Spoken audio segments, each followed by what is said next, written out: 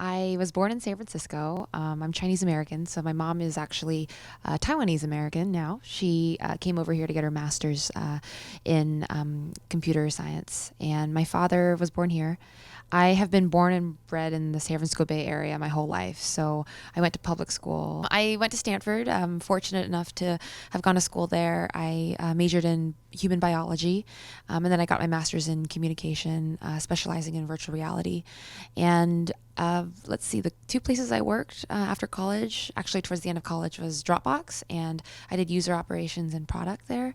And then I worked at Google for 1 year. And interestingly enough, Chris looked over my offer letter when I was going to Google, and Chris really is a career mentor for me. So it's very fortuitous that I'm here at LifeSite now. My formal title is Director of Product and Customer Management, but on a day-to-day basis, I'm a project and product manager, and I also make sure to be getting user feedback, handling everything from support requests to answering questions about how things work, where certain buttons are, how the functionality is designed. So I answer a lot of questions with users, but I also end up being sort of like the collarbone of the company. I'm not the head, I'm not the neck, but I do keep the arms and the legs moving just to make sure that we use our resources wisely and quickly. My advice is to just have a lot of clarity around what your users actually want, because I think a lot of reasons why companies don't do well is because they get really caught up in a vision for what they think the business should be and what they think users want. At the end of the day, you just need to be talking to your users, and you need to make sure that whatever it is that they like or dislike, that you're keenly aware of, because that is the compass of your company.